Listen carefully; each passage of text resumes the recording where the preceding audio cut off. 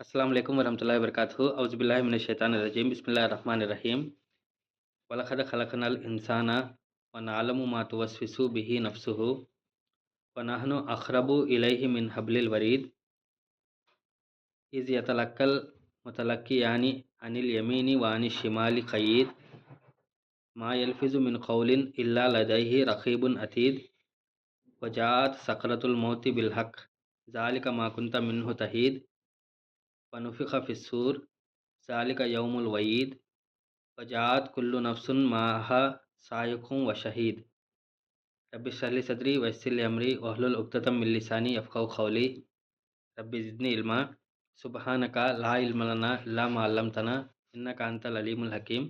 కరుణామయుడు, కృపాకరుడు, పాలకుడు, పోషకుడు, మనందరి సృష్టికర్త అయినటువంటి అల్లా పేరుతో ప్రారంభిస్తున్నాను.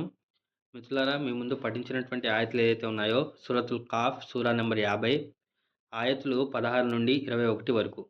వాటి యొక్క భావం ఏమిటి అంటే, మరియు వాస్తవంగా మేము మానవుణ్ణి సృష్టించాము మరియు అతని మనస్సులో మెదిలే ఊహలను కూడా మేము ఎరుగుతాము మరియు మేము అతనికి అతని కంఠరక్తనాళం కంటే కూడా అతి దగ్గరగా ఉన్నాము. అతని కుడి మరియు ఎడమ పక్కలలో కూర్చొని ప్రతి విషయాన్ని రాసే ఇద్దరు పర్యవేక్షకులు దేవదూతలు అతనిని కలుసుకునే తర్వాత నుంచి అతని బాటలో ఒక పర్యవేక్షకుడిగా సిద్ధంగా లేనిదే అతడు ఏ మాటను పలకలేడు. మరియు మన సమయం ఆసన్నం అయ్యేది సత్యం. అది ఇదే, దేని నుండైతే నీవు తప్పించుకోగోరుతూ ఉండేవాడివో. మరియు బాకా ఊదబడినప్పుడు ఆ హెచ్చరించబడిన దినం అదే. మరియు ప్రతి ప్రాణి ఒక తోలేవాడితో మరియు ఒక సాక్ష్యం ఇచ్చేవాడితో సహా వస్తుంది. ఇది ఈ ఆయతుల యొక్క క్లుప్తమైనటువంటి అనువాదం అండి. దీని యొక్క లోతైనటువంటి విషయాలను కొన్ని తెలుసుకునేటువంటి ప్రయత్నం చేద్దాం ఇన్షాల్లా.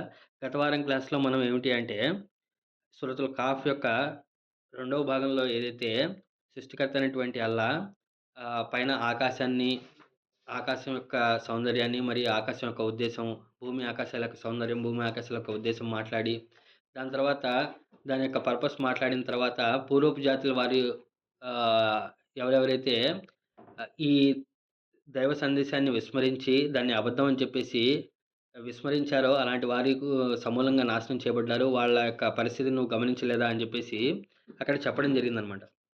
అవన్నీ చెప్తూ మేము ఏమిటి ఈ మొదటి సృష్టితోనే మేము అలసిపోయామా, లేకపోతే మేమేమన్నా వారేమైనా సందేహంలో పడి ఉన్నారా అని చెప్పేసి అక్కడ దాకా క్వశ్చన్ చేయడం జరిగిందనమాట. సో ఈరోజు ఆయత చూసినట్లయితే 16వ ఆయత చూసినట్లయితే వలఖద ఖలఖనల్ ఇన్సానా, వా అంటే మరియు లఖద అంటే వాస్తవానికి అయింది అంటే నిశ్చయంగా జరిగింది అని చెప్పి చెప్పాను.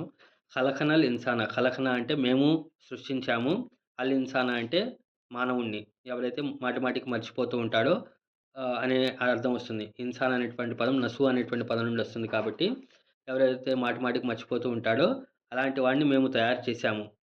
ఇంకా నాలము, వా అంటే మరియు, నాలము అంటే మాకు బాగా తెలుసు. నాలము అంటే ఇల్మ్ అనేటువంటి పదం నుండి వస్తుంది. మాకు బాగా తెలుసు. ఏం బాగా తెలుసు అంట? మా తువస్విసు బిహి నఫ్సు. మా అంటే ఏదైతే, తువస్విసు అంటే ఏదైతే మాటిమాటికి అతనికి అతని లోపలికి వస్తూ ఉంటుందో. తవస్స అనేటువంటి వస్వస అనేటువంటి పదం వస్తుంది చూసారా? ఇది వస్వస అనేటువంటి పదం ఏమిటి అంటే, మనకు ఏదైతే శైతాన్ తరపు నుండి ఆలోచనలు ఏదైతే వస్తాయో, చెడు ఆలోచనలు ఏదైతే వస్తాయో దాన్ని వస్వస అని చెప్పి చెప్పడం జరుగుతుందనమాట. ఇక్కడ వస్వస అనేటువంటి పదం అరబీ పదం మామూలుగా చూసినట్లయితే, మామూలుగా మన ఖురాన్‌లో ఈ విధమైనటువంటి ప్యాటర్న్ కనిపిస్తూ ఉంటుంది. జల్జలా అనేటువంటి పదం. అంటే జల్జలా అంటే ఏంటంటే భూమి కంపించడం, మాటిమాటికి కంపించడాన్ని జల్జలా అంటారు. అలాగే వస్వస అంటే ఏమిటి అంటే అది మాటిమాటికి ఆలోచనలు రిపీటెడ్‌గా వస్తూ ఉంటాయి. నేను ఇప్పుడు నాకు 30 సంవత్సరాలు వచ్చేసినాయి, నాకు ఇంకా రావండి చెడు ఆలోచనలు. నాకు 40 సంవత్సరాలు వచ్చేసాయండి, నాకు చెడు ఆలోచనలు రావు. అలాంటిదేం ఉండదనమాట. మనిషి ఉన్నంత కాలం కూడా ఇవన్నీ కూడా వస్వసాలు వస్తానే ఉంటాయని చెప్పి చెప్పడం జరుగుతుంది. అందుకే సూరతున్ నాస్‌లో అక్కడ శరణు వేడుకోవడానికి గురించి చెప్తారనమాట. ఏంటంటే అది ఖుల్ ఔజు బిరబ్బిన్ నాస్, మలికిన్ నాస్, ఇలాహిన్ నాస్, మిన్ షర్రిల్ వస్వాసిల్ ఖన్నాస్. ఓ దేవా, ఏదైతే చెడు ఆలోచనలు ఏదైతే ఉన్నాయో దాని నుండి నన్ను శరణు కోరుకుంటున్నాను. ఆ చెడు ఆలోచనలు ఎక్కడి నుండి వస్తాయంట? మినల్ జిన్నతి వన్నాస్. ఆ వస్వసాలు ఏదైతే ఉన్నాయో అవి మనుషుల్లో నుండి వాళ్ళవైనా కావచ్చు, లేపోతే జిన్నాతుల నుండి కావచ్చు అని జెప్పేసి అక్కడ ఒక హింట్ ఇవ్వడం జరిగింది. మామూలుగా ఏమిటి అంటే ఈ వస్వస ఏదైతే ఉందో అంటే ఈ ఆలోచనలు ఏదైతే ఉన్నాయో ఇవి అంటే 2 వైపుల నుండి వస్తాయండి. ఒకటి నఫ్స్ నుండి. అంటే స్వయంగా తమ తమ యొక్క మనస్సు ఏదైతే ఉందో ఆ మనస్సు తరపు నుండి ఆ వస్వసాలు వస్తూ ఉంటాయి. అంటే మనస్సు ఏదైతే ఉందో అది ఇది చెయ్యి, ఇది చెయ్యి అని చెప్పేసి కోరుకుంటూ ఉంటుందనమాట మనస్సు. రెండోదేమిటి అంటే షైతాన్. షైతాన్ తరపు నుండి ఈ వస్వసాలనేవి వస్తూ ఉంటాయనమాట. షైతాన్ కూడా ఏమిటి అంటే ఈ పని చెయ్యి, ఈ చెడు పని చెయ్యి, ఇటు చెడు పని చెయ్యి అని చెప్పేసి అట్రాక్ట్ చేయడం జరుగుతుందనమాట. సో, కాబట్టి అతని తరపు నుండి కూడా వచ్చేటువంటి అవకాశం ఉంటాయి. ఓకేనా?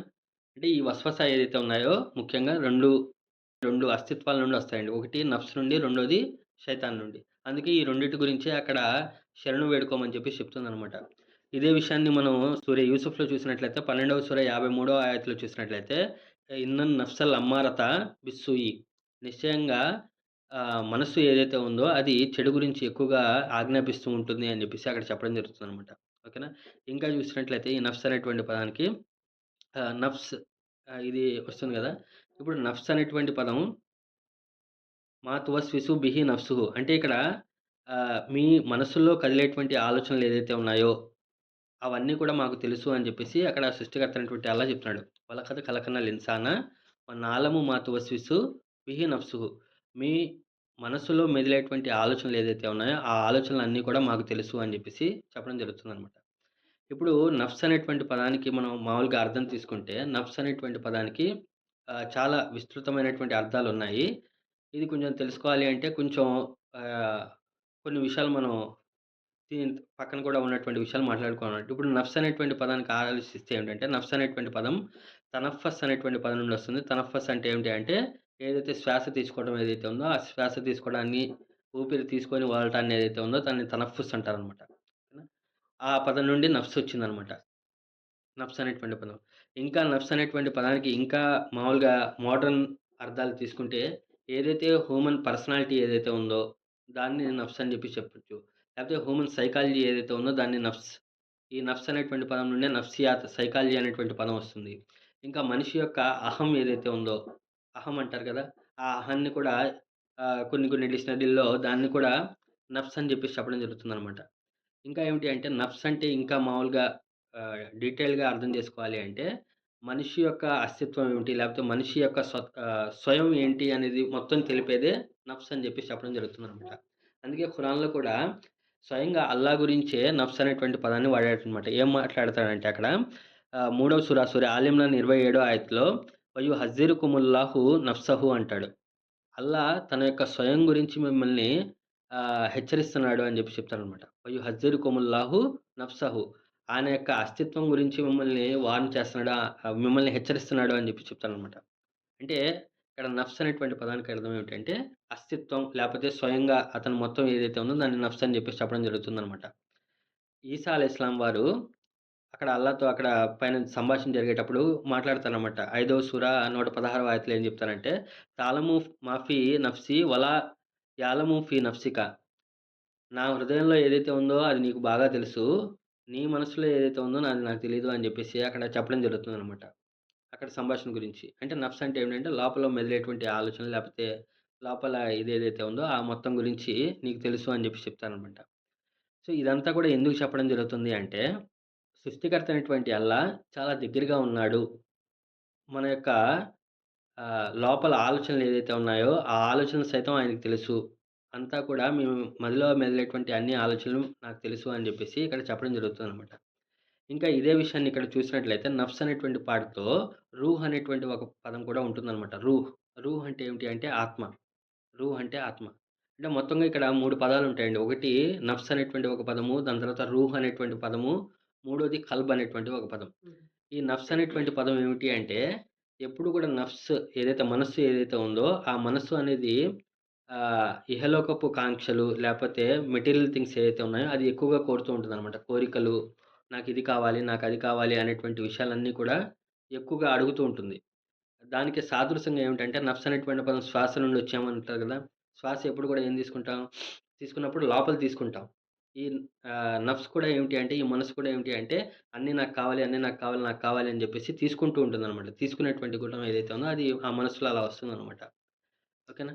దాని తర్వాత ఇదేమిటంటే ఇదంతా కూడా మొత్తం ఇహలోక కాంక్షలు, కోరికలు ఇవన్నీ కూడా ఈ నఫ్స్ అనేటువంటి దీంట్లో ఉంటుందనమాట. నఫ్స్ అని ఖాషియత్ అంటారు. ఇంకా దీనికి ఇంకో బ్యాలెన్సింగ్ అటుపక్కన ఏముంటుంది అంటే రూహ్ అనేది ఒకటుంటది. రూహ్ అంటే ఏమిటంటే ఆత్మ. ఈ ఆత్మ ఏదైతే ఉందో దీని గురించి అల్లా ఏం చెప్తాడంటే మీకు ఏదైతే జ్ఞానం ఇవ్వబడిందో ఈ ఆత్మ గురించి చాలా తక్కువ అంటాడు. ఓకేనా? ఈ రూహ్ ఎక్కడి నుండొచ్చింది అంటే సృష్టికర్త అయినటువంటి అల్లా తరపు నుండి వచ్చింది. ఈ రూహ్ దేనితో తయారు చేయబడింది అంటే అదొక వెలుతురు. అంటే ఈ రూహ్ అనేది ఏదైతే ఉందో, ఆత్మ ఏదైతే ఉందో, ఆత్మ ఎప్పుడూ కూడా ఏమిటి అంటే ఆధ్యాత్మిక విషయాలు, మంచి విషయాల గురించి, లేపోతే ఉన్నతమైనటువంటి ఆలోచనల గురించి, ఎప్పుడు కూడా సృష్టికర్త అయినటువంటి దైవాంతో కలిసేటువంటి ఆలోచన గురించి బోధిస్తూ ఉంటది. చెప్తూ ఉంటుంది. ఈ నఫ్స్ ఏం చేస్తా ఉంటది? ఇహలోకపు కాంక్షలు, ఇహలోకపు కోరికల గురించి చెప్తా ఉంటది. ఆత్మ పైనున్నటువంటి స్పిరిచ్యువల్ విషయాల గురించి చెప్తూ ఉంటుందనమాట. ఈ 2 ఏమిటి అంటే, ఈ 2 కూడా ఒక యుద్ధం లాంటిది జరుగుతూ ఉంటదనమాట. ఒక సంఘర్షణ అనేది జరుగుతూ ఉంటది. ఆ సంఘర్షణ జరిగేటువంటి ప్రదేశం ఏమిటి అంటే కల్బ్. అంటే హృదయం. కల్బ్ అనేటువంటి పదానికి మామూలుగా అర్థం ఏమిటి అంటే, ఏదైతే మాటి మాటికి కదులుతూ ఉంటుందో, ఏదైతే మాటి మాటికి స్ట్రగుల్ చేస్తా ఉంటదో, దాన్ని కల్బ్ అని చెప్పేసి చెప్పడం జరుగుతుందనమాట. అందుకే మొహమ్మద్ సల్లాల్లాహు వారి యొక్క దుఆ ఏమిటి అంటే, యా ముఖల్లిబల్ ఖులూబ్ సబ్బిత్ కల్బీ అలా దీని అంటారు. అంటే ఏమిటంటే, ఓ హృదయాల్ని మార్చేటువంటి వాడా మా హృదయాన్ని ధర్మంపై స్థాపితంగా ఉంచు అని చెప్తారనమాట. అంటే కల్బ్ అనే దానికి ఏమిటి అంటే, అది ఎప్పుడు కూడా షఫుల్ అవుతా ఉంటది. అటు, ఇటు, ఇటు, అటు మూవ్ అవుతానే ఉంటది. అంటే ఒకవైపు నఫ్స్ చెప్పింది ఉంటా ఉంటది. ఒకవైపు రూహ్ చెప్పింది ఉంటా ఉంటది. అటు, ఇటు, ఇటు, అటు వెళ్తూ ఉంటది కదా! కాబట్టి అల్లాహని ఏం దుఆ చేసుకుంటా అంటేనే, ఓ దేవా! మా హృదయాన్ని ఏమిటంటే మంచి వైపునికి మలుచు, ధర్మం వైపునికి మమ్మల్ని మలుచు అని చెప్పేసి దుఆ చేసుకోవడం జరుగుతుందనమాట. అదే అదేమిటి అంటే స్పిరిచ్యువల్‌గా, ఆధ్యాత్మికంగా అనుకున్నా, ఫిజికల్‌గా చూసినా ఏమిటి అంటే, మన హృదయం ఏమిటంటే ఎప్పుడు కూడా చప్పుడు చేస్తూ ఉంటది గదా! ఆ చప్పుడు చేస్తుంది అనేటువంటిది అర్థం ఏమిటి అంటే, ఆ సంఘర్షణ అనేది ఎప్పుడు గూడా ఉంటుందనమాట. మనిషి ఏమిటంటే, నేను పవిత్రుడినయిపోయాను, నాకింకేం అవసరం లేదు, నేను మొత్తం ఆధ్యాత్మికతలో టాప్‌లో ఉన్నానని జెప్పేసి చెప్పుకోవడానికి లేదు. ఈ మంచి చెడుల మధ్య లేపోతే ఇహలోక కాంక్షలు, పరలోకం గురించి ఈ సంఘర్షణ అనేదేంటంటే ఎప్పుడు కూడా మనసులో జరుగుతానే ఉంటది. ఇది హృదయం అనేది అది క్షేత్రం అనమాట. అదొక బ్యాటిల్ ఫీల్డ్. దాంట్లో ఎప్పుడు కూడా యుద్ధం అనేది జరుగుతానే ఉంటదనమాట. ఎప్పుడు కూడా. ఇది దీని గురించనమాట. సో, ఇప్పుడు 'వలఖద్ ఖలక్నల్ ఇన్సాన వనఅలము మా తువస్విసు బిహి నఫ్సుహు' అంటే సృష్టికర్త అయినటువంటి అల్లా స్వయంగా మేమే మిమ్మల్ని సృష్టించాము. ఇంకా మీ యొక్క స్వయం కన్నా దగ్గరగా మేమున్నాము అంటున్నాడు. ఇదే విషయాన్ని ముందున్నటువంటి సూరాల్లో మనం వెళ్ళినట్లయితే, అక్కడ ఏమంటాడంటే, "వహువ మాఅకుం ఐనమా కుంతుం" అంటాడు. మీరెక్కడున్నా సరే ఆయన మీతో పాటు ఉన్నాడు అంటాడు. "వహువ మాఅకుం ఐనమా కుంతుం." ఇది ఎక్కడ మళ్ళీ ఇదే సూరాల్లో సిరీస్‌లో ఉంటుందనమాట. సూర ముజాదిలాలో. మీరు ముగ్గురుంటే నాలుగో వాడిగా ఆయనున్నాడు. నలుగురుంటే ఐదో వాడిగా ఆయనున్నారు. ఒకళ్ళు తక్కువున్నా, ఒకళ్ళు ఎక్కువగా ఉన్నా సరే ఆయన మీతో పాటు ఉన్నాడు అని చెప్పేసి చెప్తాడనమాట. అంటే మీరెక్కడున్నా సరే ఆయన స్వయంగా మీతో పాటు ఉన్నాడు అని చెప్పి చెప్తున్నాడనమాట. ఇంకా అంతేకాదు "వ నహ్ను అఖ్రబు ఇలైహి మిన్ హబ్లిల్ వరీద్." అంటే మరియు నహ్ను అంటే మేము, అఖ్రబు అంటే కరీబ్ అనేటువంటి పదం నుండొచ్చింది. దగ్గరగా ఉన్నాము, సమీపంగా ఉన్నాము. ఇలైహి వైపునకు మిన్ హబ్లిల్ వరీద్. మిన్ అంటే నుండి, హబ్లిల్ వరీద్ అంటే ఏదైతే కంఠరక్త నాళం ఏదైతే ఉందో దాన్ని హబ్లుల్ వరీద్ అంటారు. మామూలుగా ఏమిటంటే హబ్ల్ అంటే తాడు. వరీద్ అంటే ఏంటంటే ఏదైతే బాగా సాగుతుందో, బాగా పొడుగ్గా ఉందో దాన్ని వరీద్ అని చెప్పి చెప్తారనమాట. అంటే కంటిన్యూయస్‌గా ఉన్నటువంటి దారం ఏదైతే ఉందో దాన్ని వరీద్ అంటారు. కానీ ఇక్కడ హబ్లుల్ వరీద్ అని చెప్పేసి దేన్నంటారు అంటే కంఠరక్త నాళం ఏదైతే ఉందో దాన్ని హబ్లుల్ వరీద్ అంటారనమాట. అంటే మానవులారా నేను మీ యొక్క కంఠ రక్తనాళం కన్నా దగ్గరగా ఉన్నాను అని జెప్పేసి చెప్పడం జరుగుతుందనమాట. ఈ కంఠ రక్తనాళం ఏదైతే ఉందో, ఈ జగ్యులర్ వీన్ ఏదైతే ఉందో, ఈ జగ్యులర్ వీన్ ఎక్కడి నుండొస్తుంది? లేపోతే ఈ కంఠ రక్తనాళం ఎక్కడి నుండొస్తుంది అంటే, మనిషి యొక్క హృదయం నుండే పాస్ అవుతుందనమాట. అంటే మనిషికి మెయిన్ బ్లడ్ సప్లై చేసేటువంటి వీన్ ఏదైతే ఉందో, ఆ నాళం ఏదైతే ఉందో అదే అనమాట. అది ఫస్ట్ ఇక్కడి నుండి బయలుదేరి మొత్తం బాడీ మొత్తం కూడా ఆక్సిజన్‌ని దాని తర్వాత బ్లడ్‌ని సప్లై చేస్తూ ఉంటుందనమాట. దానికన్నా దగ్గరగా మేమున్నాము అని చెప్పేసి చెప్తున్నారనమాట. దీని గురించి చాలామంది ముఫస్సిర్లు ఏం చెప్తారు అంటే, అక్కడ అల్లా ఇక్కడ కన్నా దగ్గరగా ఉన్నాడు అన్నాడు కదా! కంఠరక్తనాళం కన్నా దగ్గరగా ఉన్నాడు అన్నాడంటే, ఓ మానవులారా కాస్త ఆలోచించండి. ఏదైతే మీ నోటి నుండి చెప్తున్నారో, ఏదైతే మీ నోటి లోపలికి వెళ్తుందో దాని గురించి జాగ్రత్త వహించండి అన్నారు. అంటే నోటి లోపలికి వెళ్ళేదేంటంటే, ఏదైతే మీరు ఆహారం తీసుకుంటున్నారో, ఆ ఆహారం గురించి అంటే ఆలోచించేయండి. అది హలాల్ ఆహ్, సంపాదనతో చేసేటువంటిగా ఉండండి. ఎందుకు అంటే ఆయన మీకు ఎక్కడికన్నా దగ్గరగా ఉన్నాడు. కంఠ రక్తనాళం కన్నా దగ్గరగా ఉన్నాడు. కాబట్టి జాగ్రత్తగా ఉండండి అన్నాడు.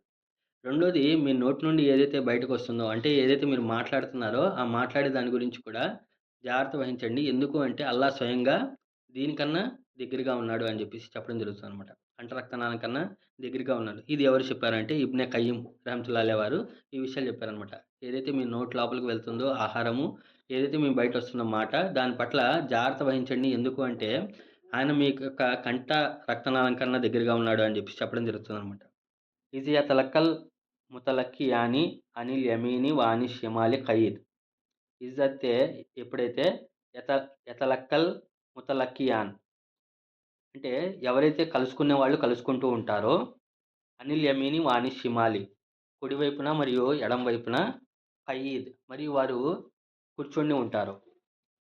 ఎవరు ఈ కలిసేటువంటి వాళ్ళు కలుస్తారు అని జెప్పేసి చెప్తే, మనకు హదీసుల్లో చూసినట్లయితే, ఎవరైతే ఇద్దరు దైవదూతలు ఎవరైతే ఉన్నారో వాళ్ళు ఆహ్, ఉదయం పూట ఒకళ్ళు, సాయంత్రం పూట ఒకళ్ళు సృష్టికర్త అయినటువంటి అల్లా మన యొక్క సమక్షం కోసం, దాని తర్వాత మన యొక్క కర్మలు రాయడం కోసం ఏంటి అంటే వాళ్ళని ఆహ్, నియమించి ఉన్నాడనమాట. వాళ్ళేమిటి అంటే 2 షిఫ్ట్‌లుగా మారుతూ ఉంటారనమాట. పొద్దున్న ఒకళ్ళుంటారు. దాని తర్వాత రాత్రి పూట ఒకళ్ళుంటారు. పొద్దున్న ఫజర్ నమాజ్ నుండి అసర్ నమాజ్ దాకా ఒకళ్ళు, అసర్ నుండి మళ్ళీ ఫజర్ దాకా ఇంకోళ్ళు ఒకళ్ళుంటారు అని జెప్పేసి చెప్తారనమాట. అంటే 2 షిఫ్ట్‌ల్లో వాళ్ళు మారుతా ఉంటారు. సో, ఎప్పుడైతే వాళ్ళు మారేవాళ్ళు కలిసేటువంటి వాళ్ళు కలుస్తూ ఉంటారో, మరి వారు కుడి వైపున మరియు ఎడమ వైపున కూర్చొని ఉంటారు అని జెప్పేసి చెప్పడం జరుగుతుందనమాట. ఇక్కడ కలిసేటువంటి వాళ్ళు కలుస్తారు అని జెప్పేసి వాళ్ళనెందుకు చెప్పారు అంటే, డైరెక్ట్‌గా దేవదూతలని చెప్పొచ్చు, లేపోతే ఇదే చెప్పొచ్చు గదా! అంటే, సో, వాళ్ళు కలుస్తూ ఉంటారు అంటే, సో, ఇప్పుడు మార్నింగ్ షిఫ్ట్ వాళ్ళెళ్ళేటప్పుడు చివరిగా ఏం రాశారు, నైట్ షిఫ్ట్ వాళ్ళకి తర్వాత వచ్చేటువంటి షిఫ్ట్ వాళ్ళకి వాళ్ళు కలిసి వెళ్ళటం జరుగుతుందని ఒకటి. రెండోదేమిటి అంటే, ఈ ముతలఖియాని అని జెప్పేసి చెప్పడంలో అర్థం ఏమిటి అంటే, ఈ దైవదూతలు ఎవరైతే ఉన్నారో వాళ్ళు మనం చేసేటువంటి కర్మలతో కాంటాక్ట్‌లోకొస్తారనమాట.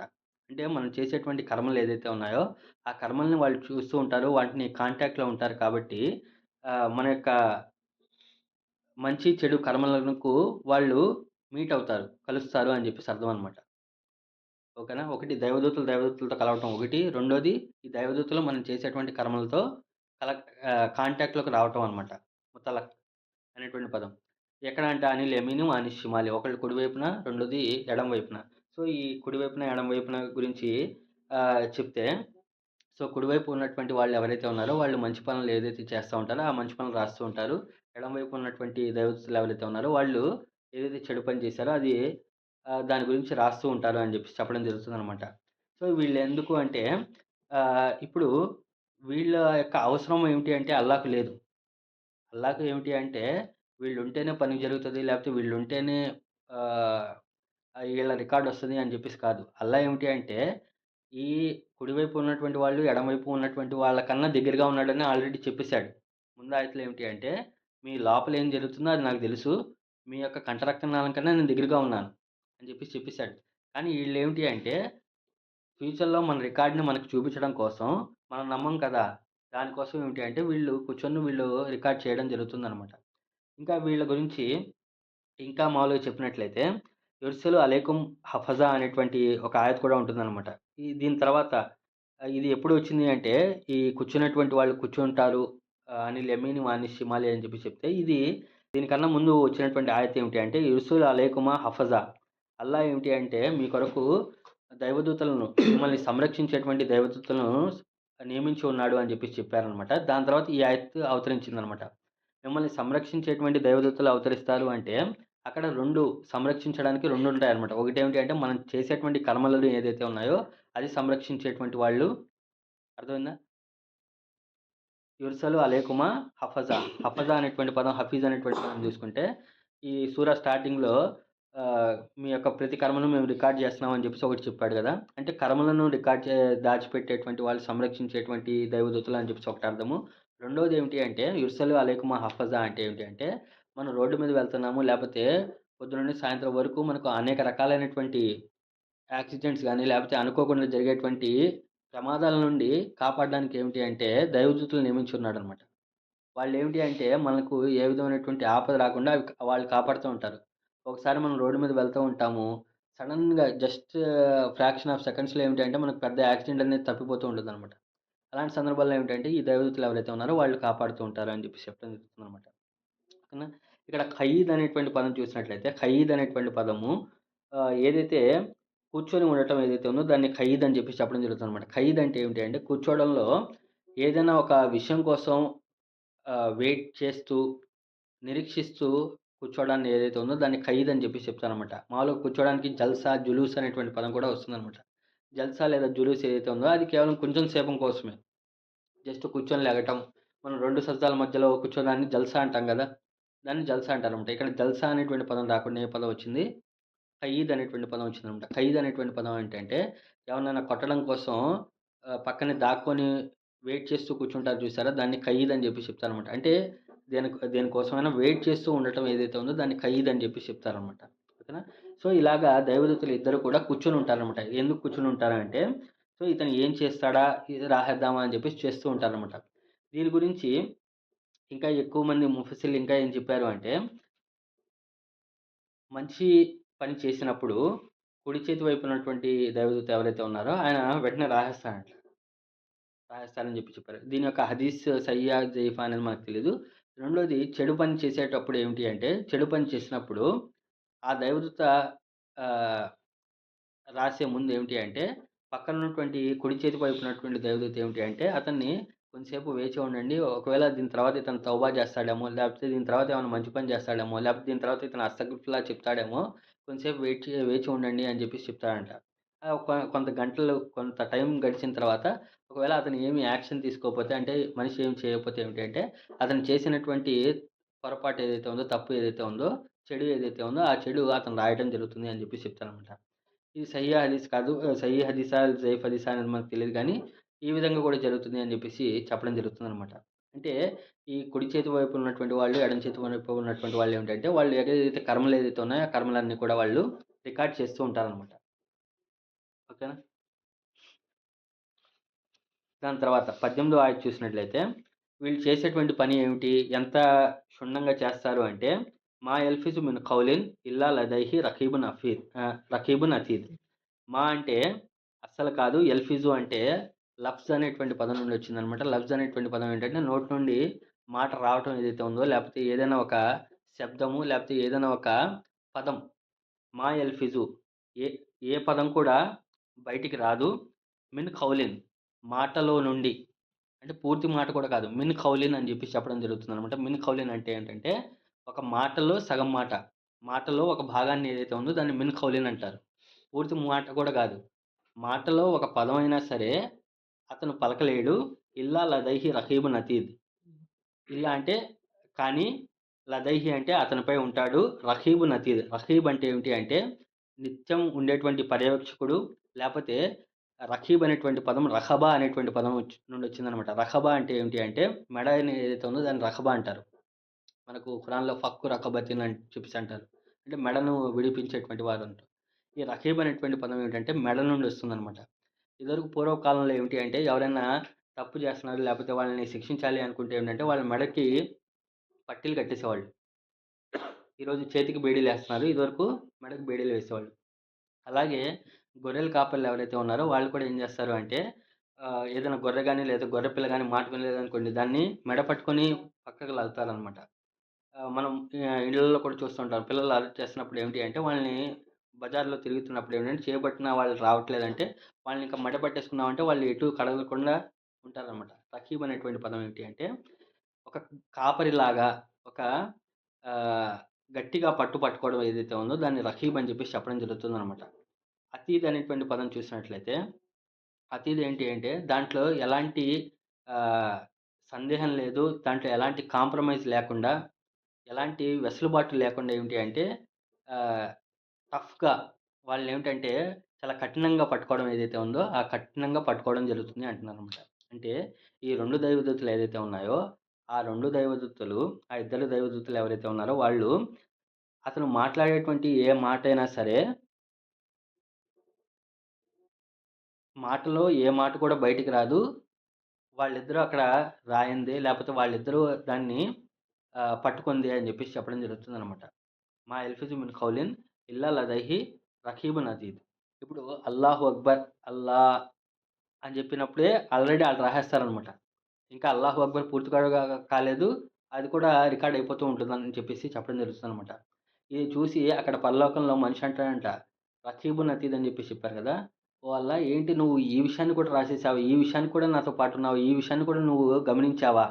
అంటే ప్రతి చిన్న చిన్న విషయాన్ని మనం అనుకోని విషయాలు కూడా ఏమిటి అంటే ప్రతి ఒక్క చిన్న విషయాన్ని కూడా ఏమిటి అంటే ఆయన రకీబున్ అతీద్. అని జెప్పేసి. అంటే ఏంటంటే, ఆయన లేపోతే ఆయన నియమించినటువంటి దేవదూతలు ఎవరైతే ఉన్నారో, అదంతా కూడా ఏమిటంటే, ప్రతి చిన్న విషయాన్ని, ప్రతి పెద్ద విషయాన్ని ఏమిటి అంటే, మొత్తాన్ని కూడా రికార్డ్ చేసేయటం జరుగుతుందనమాట. అందుకే ప్రవక్త ముహమ్మద్ సల్లల్లాహు అలైహి వసల్లం వారేమన్నారంటే, ఎవరైతే అల్లాహ్‌ను మరియు అంతిమ దినాన్ని విశ్వసిస్తారో, వారు అయితే మంచి మాటలను పలకాలి, లేదంటే కామ్‌గా ఉండాలి అని జెప్పి చెప్పారనమాట. ఎందుకు? మంచి మాట మాట్లాడితే మంచి దైవదూత రాసేస్తాడు. లేదంటే ఏమిటి అంటే, అది చేయలేని పక్షంలో ఏమిటి అంటే, నువ్వు కామ్‌గా అయినా ఉండు అని జెప్పేసి చెప్పడం జరుగుతుందనమాట. ఇంకా ప్రవక్త వారు ఇంకో హదీస్‌లో ఏం జెప్తారు అంటే, చాలామంది ప్రజలు నరకంలో వెళ్ళటాన్ని నేను చూశాను. వాళ్ళు కూడా అది కూడా ఏంటంటే, వారి ముఖాలపై నరకంలో కాలుతూ ఉండటం చూశాను. ఎందుకు అంటే, వారు తమ యొక్క నాలుకను అదుపులో చేసుకోలేని కారణంగా అని జెప్పేసి చెప్తున్నారనమాట. అది. సో, ఈ నాలుక వల్ల ఏమిటి అంటే, మనం ఏ మాట్లాడినా సరే అది రికార్డ్ అయిపోతూ ఉంటుంది అని జెప్పి చెప్పడం జరుగుతుందనమాట. ఓకేనా? దాని తర్వాత 19వ ఆయత చూసినట్లయితే వజాత్ సక్రతుల్ మౌతి బిల్ హక్ జాలిక మా కుంత మిన్హు తహీద్. అంటే మరియు జాత్ అంటే వారి వద్దకు వచ్చేస్తుంది. ఇది వచ్చేస్తుంది. సక్రతుల్ మౌత్. సక్రతుల్ మౌత్ అంటే ఏంటి అంటే మరణం యొక్క సమయం. సకర అనేటువంటి పదాన్ని చూసినట్లయితే ఏదైతే మత్తు ఏదైతే ఉందో, ఏదైతే ఆహ్, టైం టైము మరియు ఏదైతే మత్తు పానీయాలు తాగిన తర్వాత వచ్చేటువంటి మత్తుని సఖరా అని చెప్పి చెప్తారనమాట. సఖరతుల్ మౌత్ అంటే ఏమిటి అంటే, మరణం సమయంలో వచ్చేటువంటి ఆవరించేటువంటి మత్తు లేపోతే అప్పుడు ఆ స్టేట్‌లో నిస్సహాయంగా ఉండేటువంటి స్టేట్‌లో ఉంటారు చూసారా? దాన్ని సఖరతుల్ మౌత్ అంటారనమాట. వజాత్ సఖరతుల్ మౌతి బిల్ హక్. అంటే ఏంటంటే, మీకు ఆ మరణ సమయంలో వచ్చేటువంటి మత్తు, లేకపోతే మరణ సమయంలో వచ్చేటువంటి నిస్సహాయత ఏదైతే ఉందో, అది యదార్థం. అది వాస్తవం. అది రియాలిటీ అని చెప్పేసి చెప్పడం జరుగుతుందనమాట. జాలిక మాకుంత మిన్ను తహీద్. జాలిక అంటే అది. మాకుంతు అంటే మాకుంత అంటే ఏదైతే నువ్వు ఉండేవాడివో మిన్హు తహీద్. మిన్హు అంటే దాని నుండి, తహీద్ అంటే ఏమిటంటే దూరంగా వెళ్ళిపోవటం. దాన్నిక్కడ ఏమంటున్నాడంటే, సక్రతుల్ మౌతి బిల్ హక్. మరియు మీకు మరణ సమయం రావటం ఏదైతే ఉందో అది యదార్థం. దాని నుండి నువ్వు తప్పించుకోలేవు. కానీ జాలిక మాకుంత మిన్హు తహీద్. దాని నుండే నువ్వు ఇప్పటిదాకా ఏమిటి అంటే పారిపోతూ ఉన్నావు అని చెప్పి చెప్పడం జరుగుతుందనమాట. ఇక్కడ జాలిక అనేటువంటి పదం వాడాడు. సాధారణంగా ఏమిటంటే హాజా అనేటువంటి పదం కూడా వాడొచ్చు. లేపోతే వేరే పదాన్ని యూజ్ చేయొచ్చనమాట. జాలిక అనేటువంటి పదం వాడటం వల్ల ఏమవుతుంది అంటే, జాలిక మాకుంత మిన్హు తహీద్. జాలిక అంటే ఏమిటి అంటే, అతను స్వయంగా తనను తాను దూరం చేసుకున్నాడు. దాని నుండి దూరంగా వెళ్ళాలి, దూరంగా వెళ్ళాలి. మనం అంటే ఎవరికీ ఇష్టం ఉండదనమాట. దాని నుండి దూరంగా వెళ్ళాలి, దూరంగా వెళ్ళాలి అని చెప్పేసి దూరం చేస్తూ మాట్లాడుతా ఉంటారు. ఖురాన్‌లో కూడా జాలిక అనేటువంటి పదం ఎప్పుడైతే వస్తుందో, అది చాలా దూరం కోసం మాట్లాడటం జరుగుతుందనమాట. హాజా అంటే దగ్గర విషయాల కోసం, జాలిక అంటే దూరం విషయాల కోసం. జాలిక మాకుంత మిన్హు తహీద్ అంటే, అది దాని నుండి నువ్వు దేని నుండైతే నువ్వు పారిపోతూ ఉండేవాడివో, అదే అది రావటం ఏదైతే ఉందో అది తథ్యం అని చెప్పి చెప్పడం జరుగుతుందనమాట. ఓకేనా? దాని తర్వాత నుఫిఖ ఫిస్సూరి జాలిక యౌముల్ వయీద్. అంటే మరియు నుఫిఖ అంటే ఆహ్, ఊదటం. ఫిస్సూరి అంటే బాకాలో. మరియు బాకాలో ఊదబడినప్పుడు జాలిక యౌముల్ వయీద్. జాలిక అంటే అదే. యౌముల్ వయీద్ అంటే హెచ్చరింపబడిన, వాగ్దానం చేయబడినటువంటి దినం అదే. అని చెప్పేసి చెప్పడం జరుగుతుందనమాట. సో, అప్పుడేమిటి అంటే, నీకు మరణ సమయం ఆసన్నమైపోతుంది. దాని నుండి అది యదార్థంగా వచ్చేస్తుంది. దాన్నెవరు తప్పించుకోలేరు అని చెప్పి చెప్పడం తర్వాత, వనుఫిఖ ఫిస్సూరి మరియు బాకా ఊదబడుతుంది.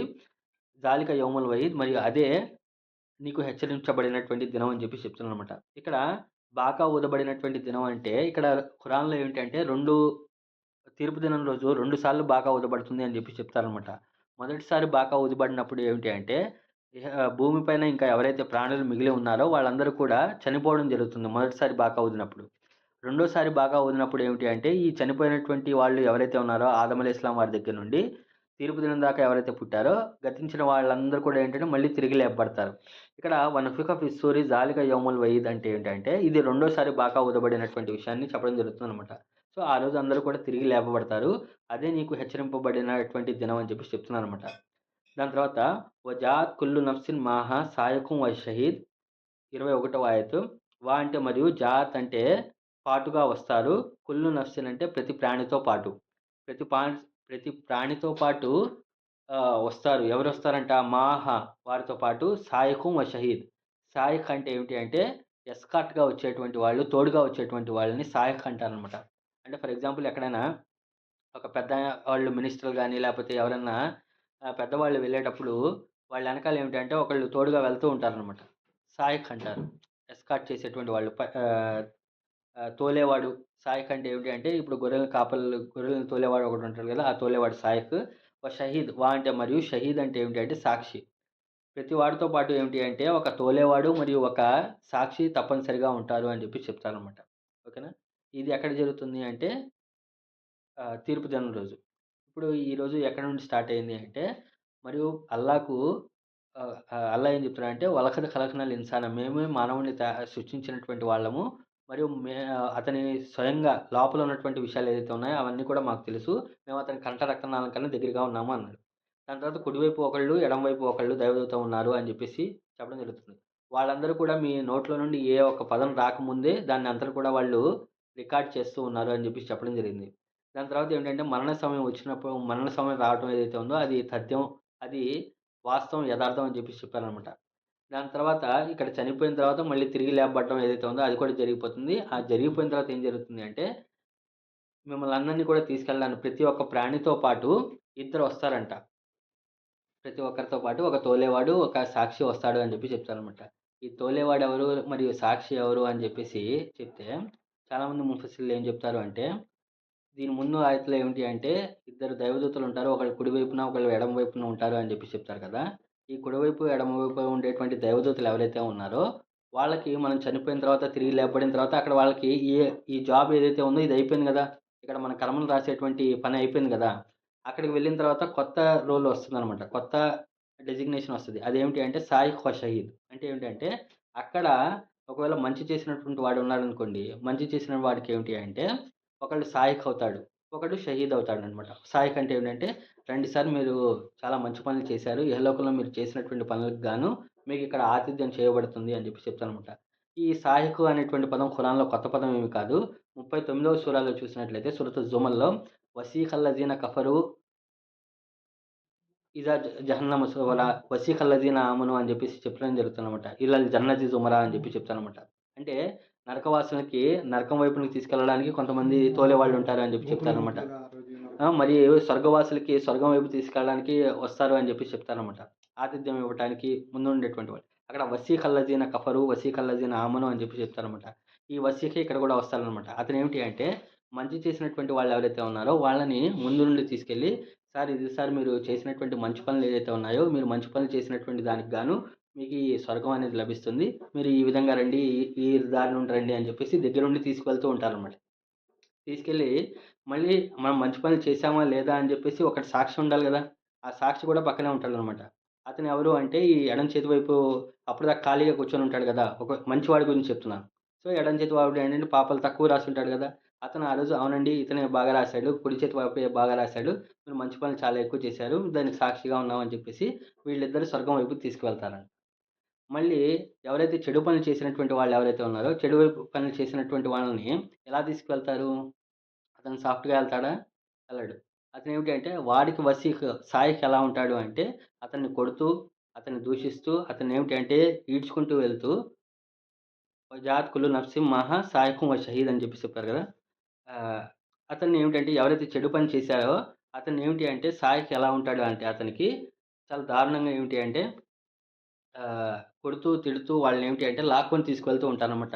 అతను నన్నెందుకు అలా లాక్కెళ్తున్నావు? నేనేం జేశాను? నేనేం పాపం జేశాను? అని జెప్పి చెప్తే, అక్కడ అతనికి షహీద్ ఎవరుంటాడంటే కుడి చేతి వైపు ఉంటాడు గదా!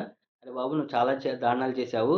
దానికి సాక్ష్యం నేనే ఉన్నాను" అని జెప్పేసి ఆయన అక్కడ షహీద్ అవుతాడనమాట. షహీద్ అంటే సాక్షిగా ఉండటం జరుగుతుందనమాట. అంటే మనం చేసేటువంటి ప్రతి కర్మలకి ఇక్కడ 2 దైవదూతలు వాళ్ళు ఒకళ్ళు రికార్డ్ జేస్తున్నారు. ఒకళ్ళేమో దానికి సాక్షిగా ఉండటం జరుగుతుందనమాట. అదే మంచి చేసిన వాళ్ళకేమిటి అంటే, మంచి పని చేసినటువంటి రికార్డు ఒకటుంటది. దానికి షాహిద్ దానికేమిటి అంటే, దాన్ని సాక్షిగా ఒకతనుంటాడు. ఎడమ చేతి వైపు వాడుంటాడు. అదే అటు పక్కన వాడికేమిటి అంటే, ఆహ్, సో, తప్పు చేసినటువంటి వాళ్ళకి, చెడు పనులు చేసినటువంటి వాళ్ళకేమిటి అంటే, ఎడమ చేతి వైపు ఉన్నటువంటి వాళ్ళు ఎవరైతే ఉన్నారో దైవదూతలు అతన్ని తోలుకుంటూ తీసుకెళ్తారు, లాక్కుంటూ తీసుకెళ్తూ ఉంటారు. ఆ లాక్కొని తీసుకెళ్ళడానికి సాక్ష్యం ఏమిటి అని చెప్పేసి చెప్పడానికి ఏమిటి అంటే, కుడి చేతి వైపు ఉన్నటువంటి వాళ్ళు, "అరె బాబు! నువ్వు చాలా దారుణాలు చేశావు. ఇహలోకంలో చాలా తప్పులు పనులు చేశావు" అని చెప్పేసి అతను అక్కడ ఉన్నటువంటి వాడు ఏమిటి అంటే ఆహ్, సాక్ష్యంగా నిలవడం జరుగుతుందనమాట. ఈ విధంగా ఏమిటి అంటే ఆహ్ వజాత్ కుల్లు నఫ్సిన్ మాహా సాయకుం వ షహీద్. మరి ప్రతి ఒక్క ప్రాణితో పాటు ఏమిటి అంటే, అతనితో పాటు వాళ్ళని తీసుకొస్తారు. ఒక తోలేవాడు మరియు ఒక సాక్ష్యం ఇచ్చేవాడు అని చెప్పేసి చెప్పడం జరుగుతుందనమాట. ఇది ఈ ఆయతుల యొక్క క్లుప్తమైనటువంటి విషయము. దీని యొక్క మరిన్ని విషయాలేమిటంటే వచ్చే వారంలో మనం తెలుసుకునేటువంటి ప్రయత్నం చేద్దాము. సో, ఈరోజు మనం మాట్లాడుకున్నటువంటి విషయాలు చాలా చిన్న విషయాలు కానీ ఏమిటి అంటే, ఇది అంతా కూడా ఏమిటి అంటే దేవునితో పర్సనల్ సంబంధం ఏదైతే ఉందో, దేవుని యొక్క గాడ్ కాన్షియస్‌నెస్ ఏదైతే ఉందో, అది రావడానికి కావాల్సినటువంటి ఆయత్తలనమాట. అంటే ప్రతి సూరాల్లో ఏమిటంటే, వేరే వేరే సూరాల్లో మీరు దేవుని యొక్క తఖ్వా కలిగి ఉండండి, దేవుని యొక్క పట్ల భయభీతులు కలిగి ఉండండి, లేపోతే దేవుని పట్ల ప్రేమ కలిగి ఉండండి అని జెప్పేసి, ఇలా చాలా వాక్యాలు మనకు కనిపిస్తూ ఉంటాయనమాట. ఆ దగ్గిరితనం ఎంతున్నది? దేవుడితో దగ్గర అనుబంధం ఎంతవరకు ఉంటుంది అని చెప్పేసి చెప్తే, స్వయంగా దేవుడు ఏమిటి అంటే, "తాలము మాఫీ నఫ్సి" అంటే మీ హృదయాల్లో ఏదైతే ఉన్నాయో అదంతా కూడా తెలుసు అని చెప్పేసి చెప్తాడనమాట. అంటే స్వయంగా మీలోనే ఉన్నాడు, మీ నఫ్స్‌లోనే ఉన్నాడు అని చెప్పేసి ఇక్కడ చెప్పాడు. "వలఖద్ ఖలఖనల్ ఇన్సాన వ నఅలము మాఫీ నఫ్సుహు" అని చెప్పేసి అంటే మీ లోపల హృదయం లోపల ఏది జరుగుతుందో అది నాకు తెలుసు అంటాడు. అంటే సృష్టికర్త అయినటువంటి అల్లాహ్ అంత దగ్గరగా ఉన్నాడు అనేటువంటి ఒక విషయం. ఇంకా ఎంత దగ్గరగా మనకర్థమవ్వటానికి ఏంటంటే, మీ యొక్క కంఠ రక్తనాళం కన్నా ఇంకా దగ్గరగా ఉన్నావు అని చెప్పి చెప్తాననమాట. అంటే దేవుడి పట్ల మనం ప్రేమను వ్యక్తపరచాలన్నా, దేవుడి పట్ల భయపడాలి అన్నా, ఆయన ఎంత దగ్గరగా ఉన్నాడు అంటే, చాలా దగ్గరగా ఉన్నాడు అని అర్థం అనమాట. ఇప్పుడు మనం ప్రేమను వ్యక్తపరచాలనుకోండి, అంటే ఆహ్, ఆయన ఎక్కడో వేరే చోట ఎక్కడో లేడు. స్వయంగా నాతో పాటే ఉన్నాడు అనేటువంటి ఒక ధైర్యాన్ని వస్తుందనమాట. ప్రేమ భాషలో మాట్లాడుకోవాలి అంటే. ఈరోజు ఏమిటంటే చాలామంది నన్నందరూ విడిచిపెట్టేసారు. నేను ఒంటరిగా ఉన్నాను. లేపోతే నాతో పాటు ఎవరు లేరు. నేను ఏకాకిని అని జెప్పేసి ఈ ఫీలింగ్స్ అందరూ కూడా సాడ్ స్టేటస్ అందరూ పెడుతూ ఉంటారు కదా! వాళ్ళు తెలుసుకోవాల్సినటువంటి విషయం ఏమిటి అంటే, నువ్వు ఎప్పుడు కూడా ఒంటరిగా లేవు. ఎవరు కూడా ఎప్పుడు కూడా ఒంటరిగా లేరు. మీతో పాటు ఏమిటి అంటే, మీ యొక్క దేవుడు మీతో పాటు ఉన్నాడు. ఆయన ఒక ఫ్రెండ్‌గా, ఒక వెల్ విషర్‌గా ఆయన మీతో పాటే ఉన్నాడు. మీ హృదయంలో ఏదైతే నడుస్తుందో అదంతా కూడా ఆయనకు తెలుసు అని జెప్పేసి చెప్తుందనమాట. ఎంత దగ్గరగా ఉన్నాడు అంటే ఏంటంటే, ఆయన మీ యొక్క కంఠ రక్తనాళం కన్నా దగ్గరగా ఉన్నాడు అని చెప్పి చెప్తాననమాట. ఇంకా ఏమిటి అంటే, భయపడాలి అంటే మనం చేసేటువంటి ప్రతి కర్మ ఏదైతే ఉందో, ఈరోజు సీసీ కెమెరాలు పెట్టారు అంటే, ఒక చెడు పని నుండి మనం ఆగిపోతున్నాం. ఒక రికార్డ్ చేసేటువంటి ఒక ఇన్‌స్ట్రుమెంట్ ఉంది అంటే, దాని నుండి ఆగిపోతున్నాం. కానీ ఏమిటి అంటే, మనం పలికేటువంటి మాట బయటకి రాదు. అక్కడ రికార్డ్ అయిపోతుంది అని చెప్పి చెప్పడం జరుగుతుందనమాట. అంటే అంత ఫాస్ట్‌గా రికార్డ్ చేసేటువంటి పర్యవేక్షకులు ఎవరైతే ఉన్నారో వాళ్ళున్నారు అనేటువంటి విషయం. ఇది ఎప్పుడు కూడా స్పృహలో ఉండాలనమాట. ఇది స్పృహలో ఉన్నప్పుడు ఏమవుతుంది అంటే, మనిషి తన యొక్క స్థాయిలో ఏమిటంటే పైకి వెళ్తాడు. ఇక్కడ నఫ్సు, రూహ్, కల్బ్ అని చెప్పేసి 3 చెప్పాం గదా! ఈ నఫ్సు మరియు రూహ్ మధ్యలో ఎప్పుడు కూడా పోరాటం జరుగుతూ ఉంటుంది గదా! ఈ పోరాటంలో రూహ్ ఎప్పుడైతే విజయం సాధిస్తుందో, ఎప్పుడైతే రూహ్ అనేది ఎప్పుడైతే సాటిస్ఫై అవుతుందో, అంటే నఫ్స్ అనేది రూహ్ స్టేట్‌కి ఎప్పుడైతే వెళ్తుందో, అప్పుడు ఏమిటి అంటే విజయం సాధించినట్టనమాట. అంటే నఫ్స్ ఏమిటి అంటే ఎప్పుడు కూడా ఇహలోక విషయాలు కోరుతూ ఉంటుంది గదా! ఆహ్, దీన్ని సాటిస్ఫై చేయాలనమాట. దీన్ని సాటిస్ఫై చేయాలి అంటే ఏమిటి అంటే, రూహు బాధపడకుండా ఏంటంటే దాని స్టేజ్‌కి తీసుకెళ్ళాలి. ఎప్పుడైతే ఆ స్థితి మారుతుందో, యా అయ్యతుహన్ నఫ్సుల్ ముత్మయిన్న ఇర్జి ఇలా రబ్బికి రాజియతం మర్జియా అంటాడనమాట. అంటే ఈ నఫ్స్‌కి ఏమిటి అంటే, బాబు నువ్వు ఇహలోక విషయాలు కాదు బాబు, పరలోక విషయాల గురించి నువ్వు అక్కడ ఆస్తిని సంపాదించుకుంటే, నువ్వు సాటిస్ఫై అవుతావు అని చెప్పేసి, ఆ స్టేజ్‌కి తీసుకురావడం ఏదైతే ఉందో, దానికోసం ప్రయత్నం చేయాలనమాట. ఈ 2 ఎక్కడ జరుగుతూ ఉంటాయంటే, హృదయ క్షేత్రంలో జరుగుతూ ఉంటాయి కాబట్టి దాన్ని చాలా జాగ్రత్తగా భగవంతుడు చూస్తున్నాడు, ఆయన వింటున్నాడు, ఇదంతా కూడా రికార్డ్ చేస్తున్నాడు అనేటువంటి విషయాన్ని గుర్తుకు తెచ్చుకోవాలి. ఈ పిక్చర్ ఎప్పుడైతే ఉందో, ప్రతి చిన్న పిల్లవాడి దగ్గర నుండి ప్రతి వాళ్ళందరికీ కూడా ఇది ఎప్పుడు కూడా గుర్తు చేస్తున్నామనుకోండి, రేపొద్దున మన కుడి చేతి వైపు, ఎడమ చేతి వైపు ఉన్నటువంటి దైవదూతలే రేపొద్దున అక్కడికి పరలోకం వెళ్ళిన తర్వాత మనల్ని లాక్కొని తీసుకువెళ్ళాలా? లేపోతే స్వాగతం పలుకుతూ తీసుకెళ్ళాలా? అనేది డిసైడ్ అవుతదనమాట. ఈ ఐడియా ఎప్పుడైతే ప్రతి మనిషికి ఉంటుందో ఏమిటి అంటే, తప్పు చేయడానికి లేపోతే ఏదన్నా మంచి చేయడానికి ఏదైతే ఉందో, అది ఇలా చేస్తే ఇలా లాభం వస్తది. ఇలా చేస్తే ఇలా మనం శిక్షకు గురవుతాం అనేటువంటి విషయాలు తెలుస్తూ ఉంటాయనమాట. ఇదంతా కూడా ఏమిటంటే దేవుని పట్ల భక్తి మరియు భయం కలిగి ఉండటానికి కావాల్సినటువంటి ఆయతులు ఈరోజు మనం తెలుసుకోవడం జరిగిందనమాట. కాబట్టి అల్లా మీకు, నాకు మనందరికీ కూడా ఖురాన్‌ను మరింత బాగా అర్థం చేసుకునే భాగ్యాన్ని ప్రసాదించుగాక. ఆమీన్. wa ఆఖిరు దఅవానా అనిల్ హమ్దులిల్లాహి రబ్బిల్ ఆలమీన్. అల్లాహుమ్మా రబ్బీ జిద్నీ ఇల్మా